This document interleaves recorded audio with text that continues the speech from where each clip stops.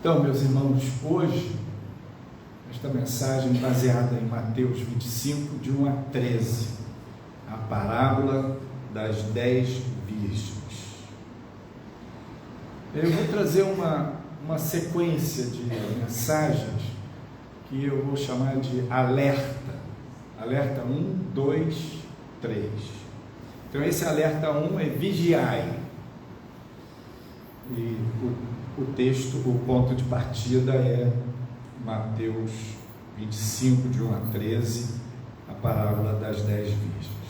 Jesus falou muito em parábolas, era uma linguagem representando, não era propriamente uma história, fatos reais, ele pegava coisas da vida cotidiana e fazia uma aplicação, trazia um ensinamento. A parábola não é uma metáfora profética completa. Por exemplo, a gente entender que nessa parábola as 10 virgens representam a igreja, que está esperando o noivo. Na história lá da cultura de Israel, as virgens eram as amigas da noiva e faziam parte, aquelas damas de honra que faziam parte, como hoje tem os padrinhos, né, no casamento, mas não iriam se casar, aquelas 10 virgens. Mas na história da igreja com Cristo, a igreja está esperando o noivo, que é o esposo. A igreja vai ter as bodas do Cordeiro, que é a aliança que se estabelecerá entre Cristo e a igreja. É aquela aliança que vai ser estabelecida por Deus, entre o povo de Deus, a igreja, e Cristo.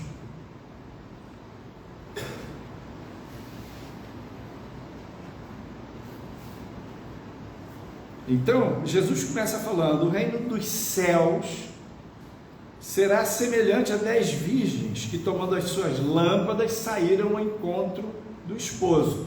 As 10 eram virgens e as 10 tinham lâmpadas. 5 delas eram prudentes e 5 loucas. O que é louca aqui?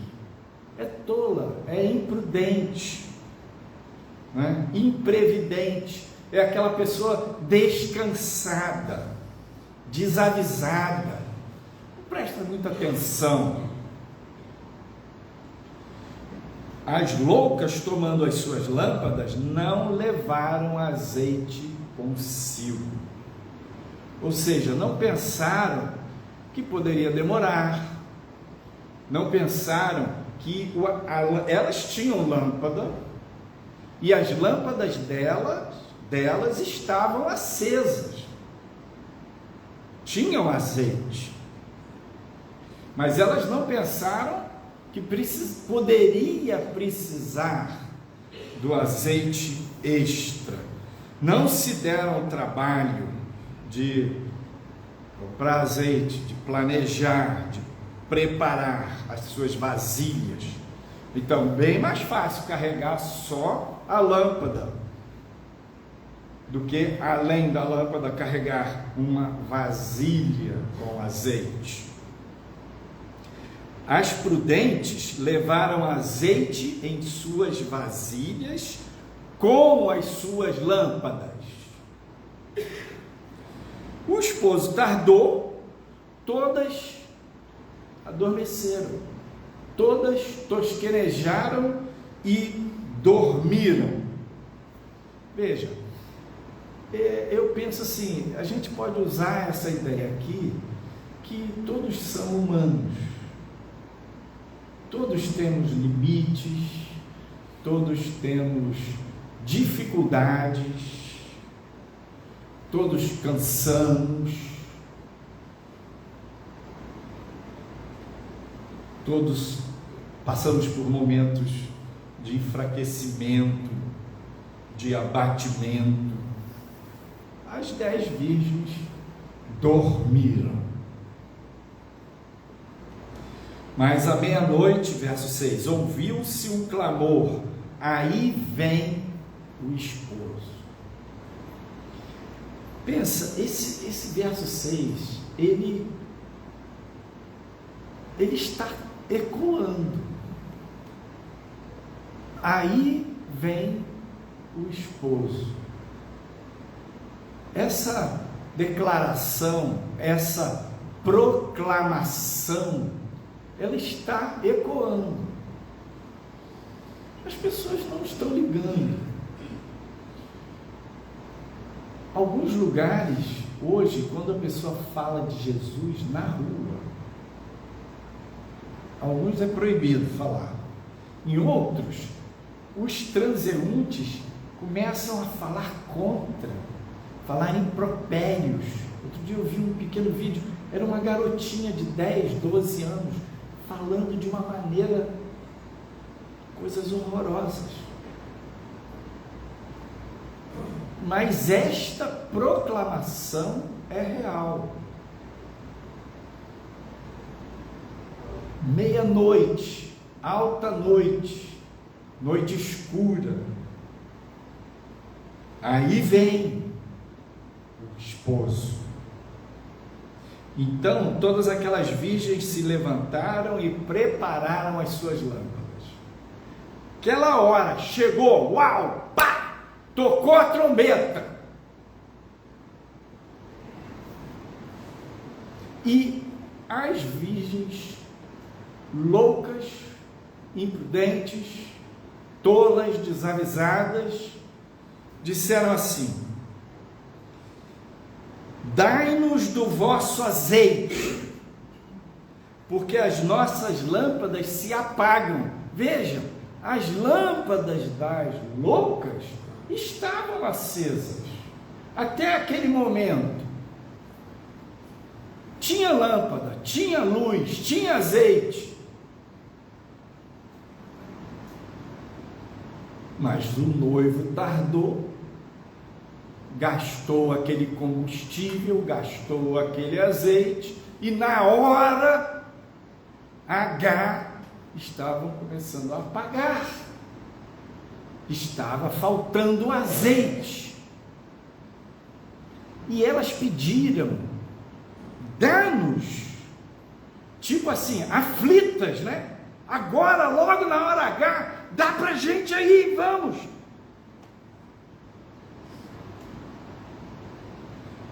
Uma vez eu estava ouvindo no rádio, voltando do consultório, botei no rádio uma pregação, o pastor falava assim: mas que coisa, essas virgens prudentes não compartilharam o azeite, pregando, criticando a parábola, as virgens prudentes. Que conceito é esse? Que ideia é essa? A ideia de ser bonzinho. Seja boazinha, seja bonzinho. E essa ideia de bonzinho, de boazinha, junta com o coitadismo, as loucas, imprudentes, desavisadas. Numa hora dessa, dá uma de coitadinha: não, tadinho de mim, minha lâmpada está apagando, me arranja aí, me dá aí, vamos dar um jeitinho, me dá aí do seu azeite. Só que esse pastor, lamentavelmente, estava errado, porque a parábola, ela tem um foco, a parábola tem um ensinamento principal, e quando ele dizia isso, ele tirava completamente a ênfase de Jesus. Jesus começa falando da importância de vigiar, e termina a parábola falando da importância de vigiar.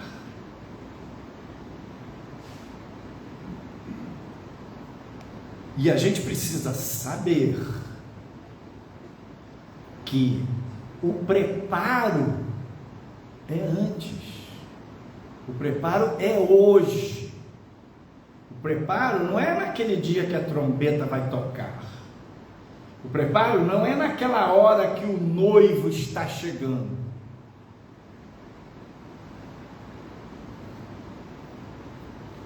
E aí as prudentes responderam no verso 9, dizendo: não seja caso que nos falte a nós e a vós. Não seja caso que nos falte a nós e a vós. Ide antes aos que o vendem e comprai-o para vós. Naquela hora séria, grave, difícil, delicada, crítica, as tolas, as loucas aceitaram, não tinha outra opção, foram comprar, meia-noite, comprar azeite. O noivo chegou, as que estavam preparadas acenderam a sua lâmpada, botaram azeite extra na sua lâmpada, pegaram as vasilhas da reserva, encheram, mantiveram as suas lâmpadas acesas. O noivo chegou e elas entraram na festa. E veja o que está aqui. Verso 10, falando das tolas: e tendo elas ido comprá-lo, chegou o esposo, e as que estavam preparadas entraram com ele para as bodas, e fechou-se a porta. Fechou-se a porta.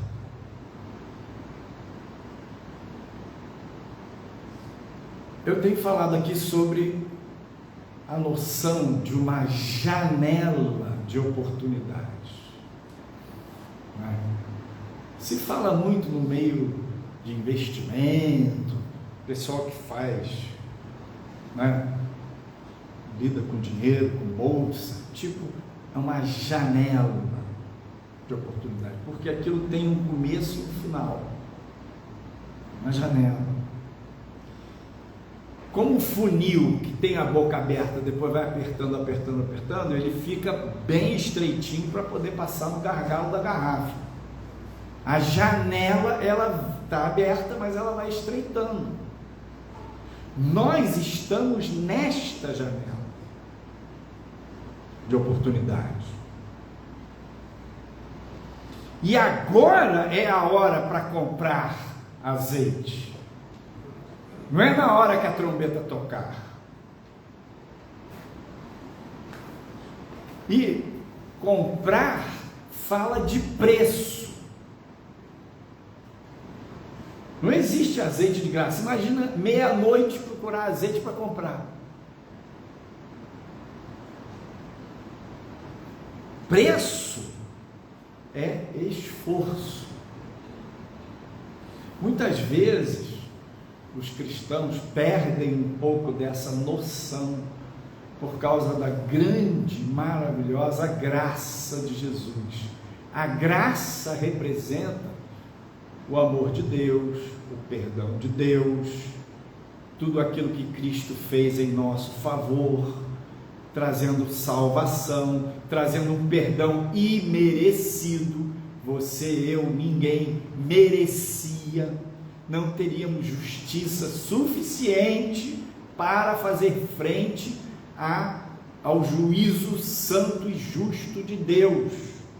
Então a graça de Cristo chega e nos acolhe e nos cobre. O sangue de Jesus nos lava, a justiça de Cristo nos recobre, nos torna justificados.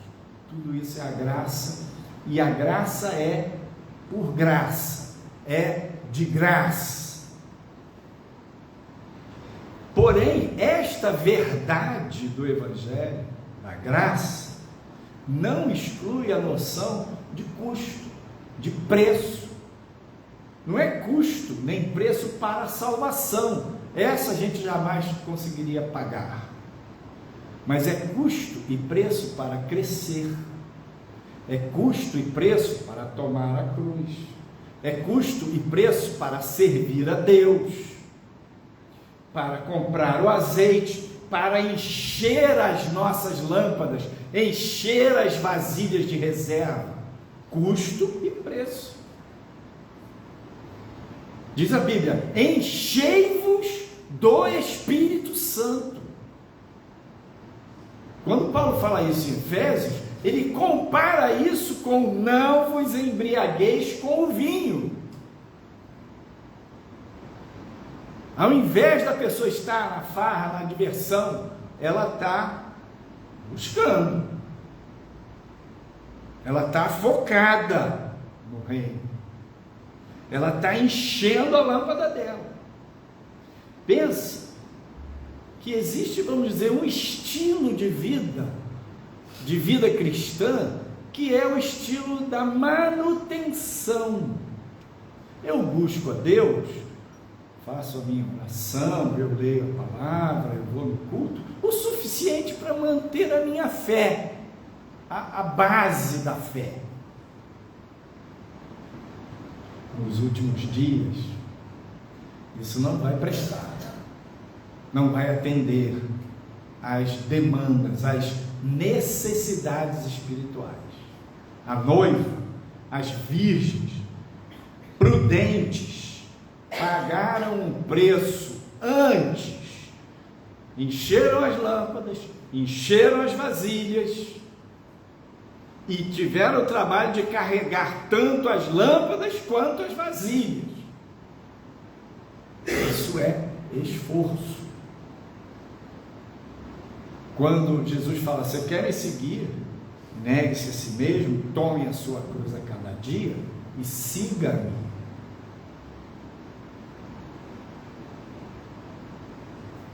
E juntando essa ideia do preço, do esforço, do empenho, da busca, do encher-se do Espírito Santo, com a noção da janela, o que eu entendo assim, é que essa janela, na medida em que ela vai estreitando, o preço vai ficando mais alto, vai ficando mais difícil.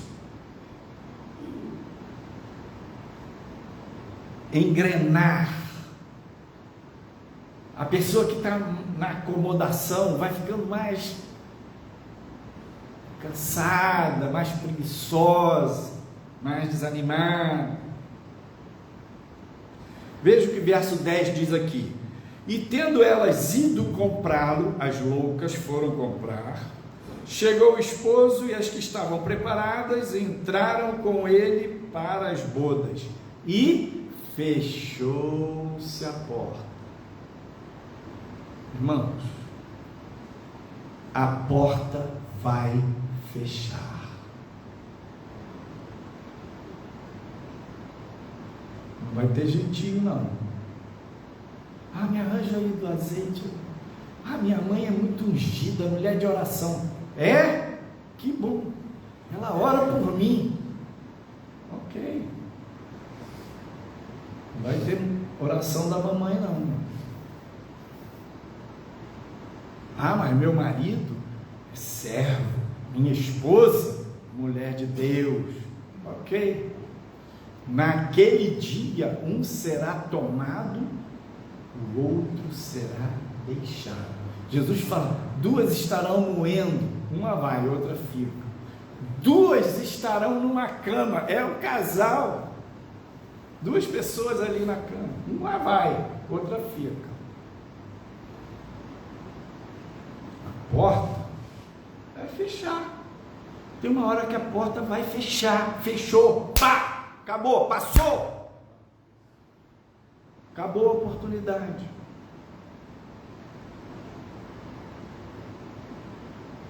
Verso 11. E depois chegaram também as outras virgens, dizendo: Senhor, Senhor, abre-nos a porta. E ele respondendo, disse: em verdade vos digo que não vos conheço. Deus me ama, ama. Deus é misericordioso, é misericordioso. Deus gosta de mim, gosta muito. Ele te ama de tal maneira que Ele mandou Jesus para morrer por você. Deus é meu Pai, é seu Pai. Deus acha que eu sou uma pessoa muito querida e especial. Ele acha mesmo. Você é querida e especial.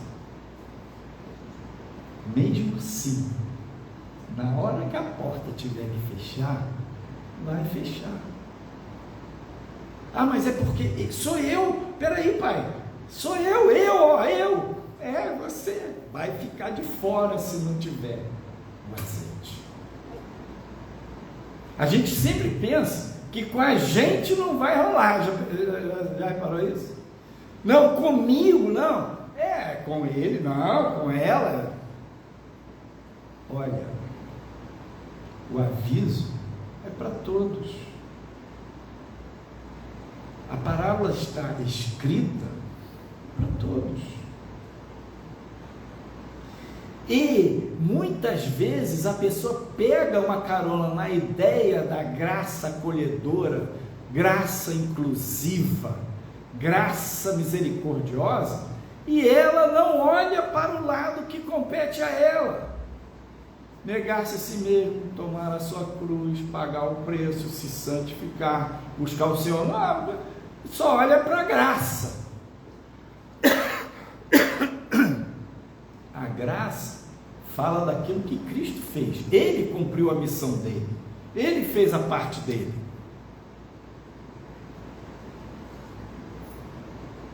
Ah, pastor, então você está falando que a gente também é responsável pela nossa salvação? Sim, estou falando. Não é você que se salva, mas você escolhe. Como é que você lida com esse relacionamento? Você também é responsável. Você jamais pagaria o preço da graça, mas o preço de tomar a sua cruz é seu. O preço de negar-se a si mesmo é seu. De comprar o azeite, de priorizar determinadas coisas na sua vida em detrimento de outras, é seu.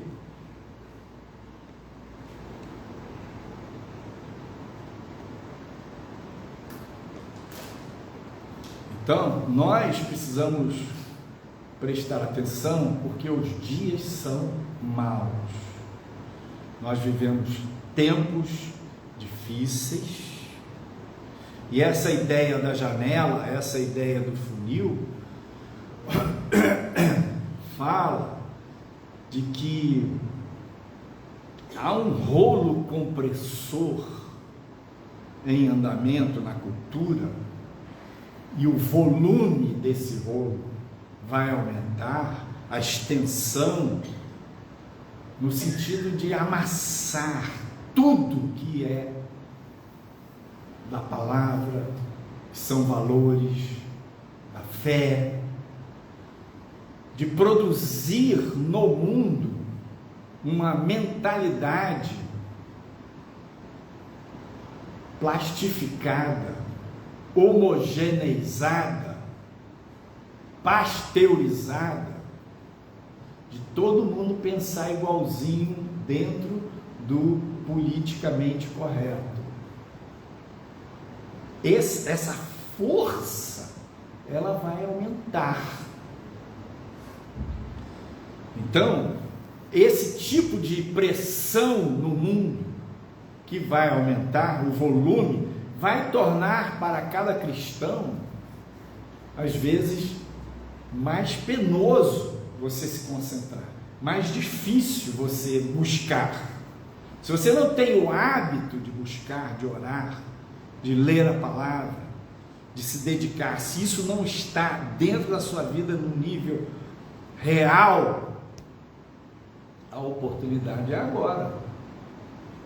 Ah, mas nós não estamos na virada do ano, pastor. É quando começa o ano é que a gente faz o propósito de ler a Bíblia. Meu filho, Eu hoje trouxe a minha Bíblia no papel, falei, meu pai, ontem eu estava procurando uma passagem e não lembrava, e preparando, né, a pregação, não lembro, cara, onde é que é aquele texto? Eu sei que é em Coríntios. Joguei lá naquelas lupas lá, chaves bíblicas, não vi nada de achar o negócio. Falei, estou precisando ler a palavra, estou precisando me alimentar da palavra, porque os dias são maus, porque esse rolo compressor do mundo vai piorar, as coisas não vão ficar mais fáceis para os cristãos. De certa maneira, isso vai pressionar a gente por tudo ou nada, e de alguma forma vai cooperar para o bem daqueles que amam a Deus, no sentido de que nos próximos dias, nos próximos tempos, o Apocalipse capítulo 22, me lembro o versículo, que diz: aquele que é santo, santifique-se ainda, e aquele que é sujo, suje-se mais ainda. Quem é justo, pratique mais justiça. Quem é injusto, mais injustiça. Esse tipo de cenário está em andamento e vai se radicalizar. Ou seja, a pressão vai empurrar a gente para um padrão tudo ou nada. Por isso Jesus termina esse trecho aqui de Mateus 25, no verso 13, dizendo: vigiai, pois, porque não sabeis o dia nem a hora em que o Filho do Homem há de vir. Vigiar é hoje, vigiar é agora.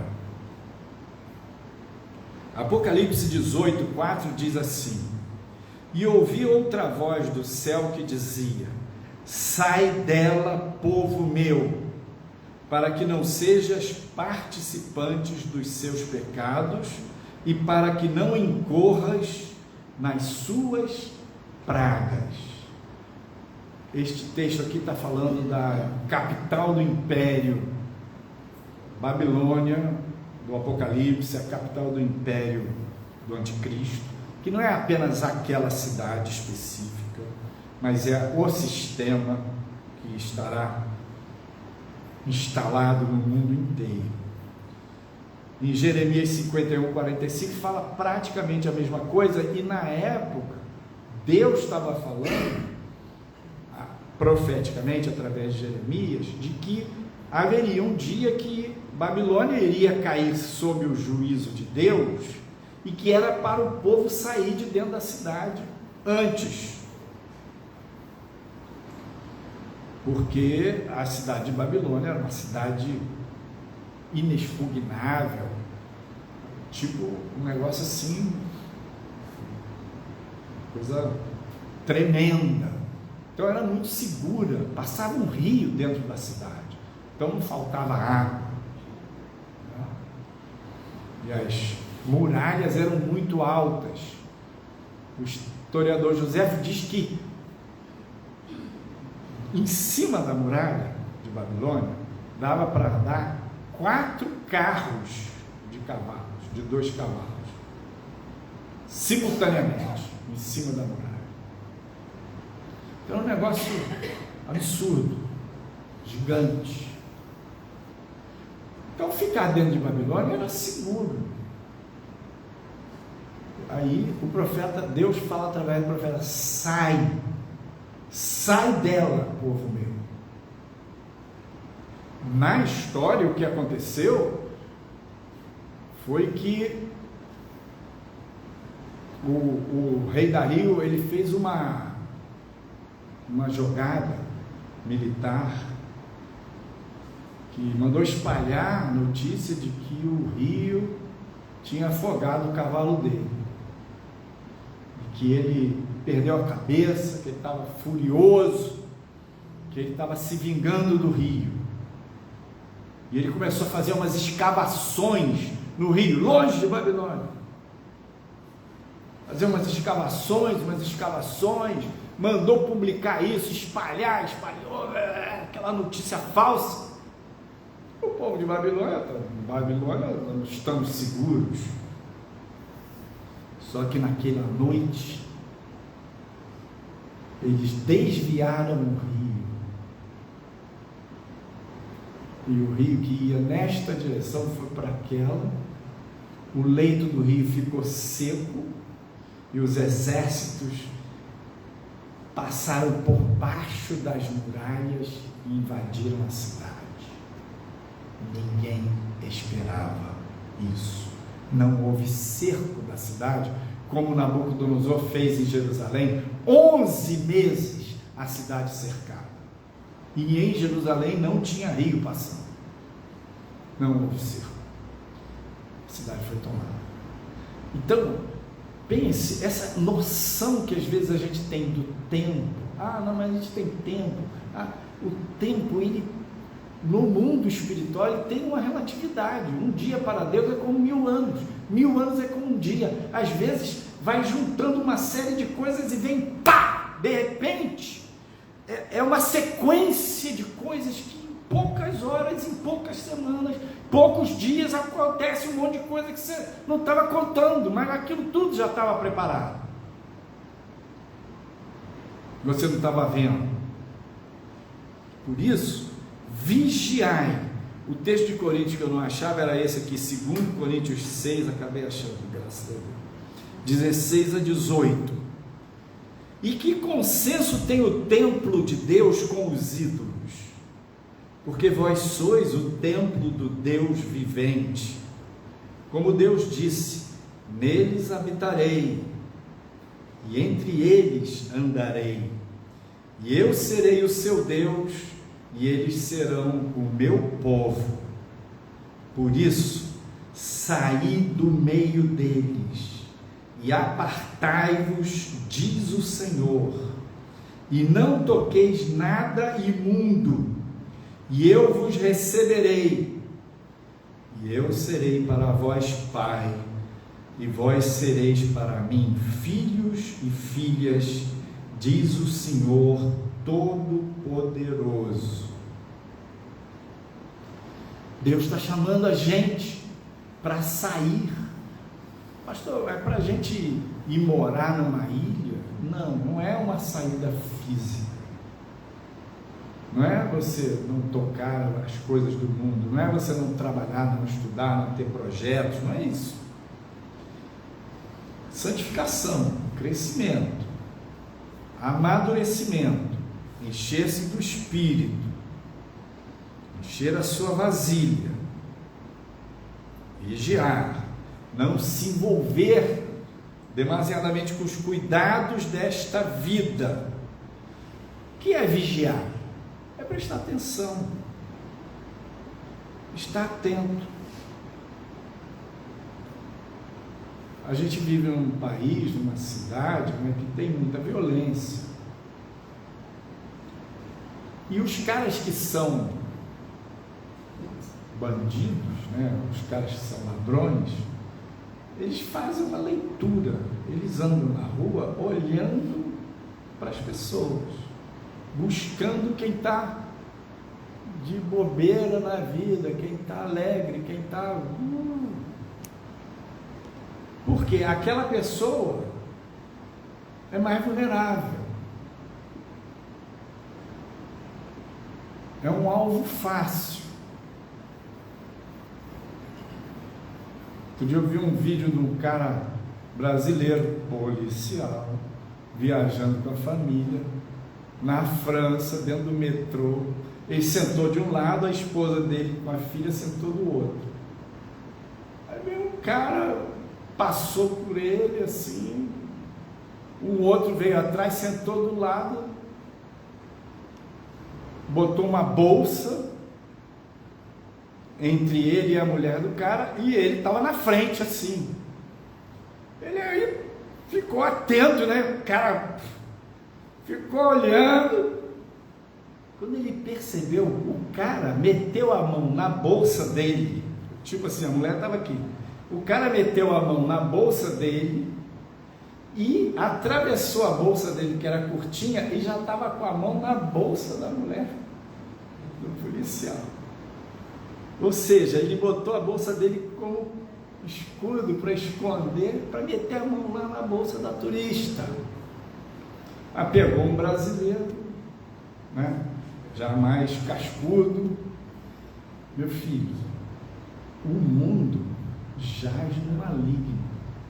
Satanás está de olho para detonar a sua vida, para te roubar, para te enganar, para te levar para o buraco, através do quê? Do pecado, através dos seus projetos, que você fica cego, através de distrações, coisas normais, legítimas da vida. Você não vigia e embarca naquele troço, fica viciado em TikTok, pronto, não ora mais. Por quê? Está no TikTok, está no YouTube, está não sei aonde, está não sei onde, no Instagram. O que você estava fazendo ontem? Estava no Instagram. A trombeta vai tocar, meu irmão. Você gastando horas e horas, aquela TV a cabo maravilhosa que você tem lá, 590 canais. Aí a sua TV é Smart TV, você ainda entra no YouTube na sua TV, o mundo da internet na sua TV, não dá conta, cara.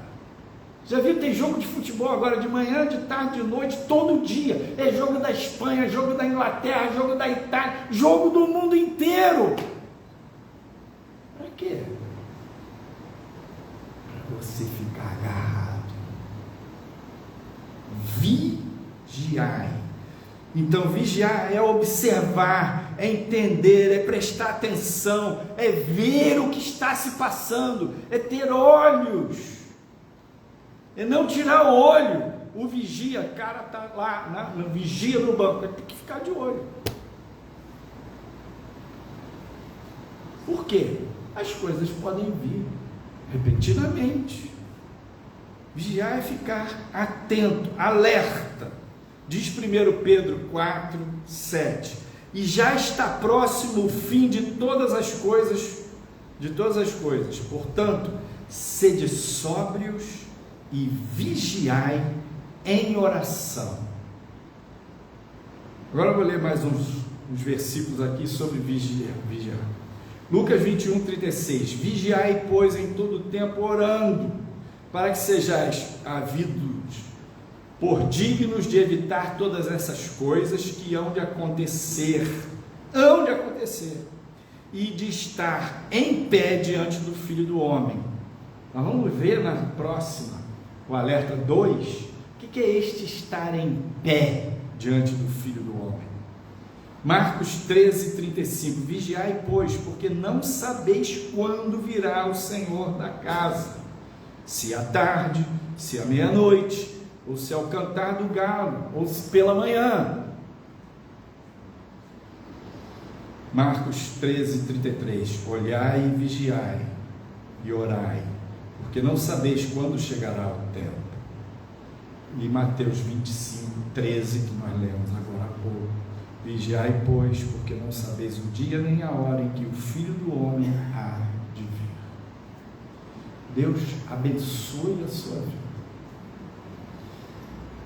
E que você pegue assim o impacto dessa palavra, mastigue, rumine durante essa semana. E o Espírito de Deus ilumine você para ver onde você está sendo enredado, onde você está tosquenejando, está dormindo, onde você ficou adormecido, sua consciência em relação a determinados pecados ou determinadas prisões que estão te enredando. Que o Espírito de Deus te ilumine e você veja, vigie, se arrependa, Em nome de Jesus.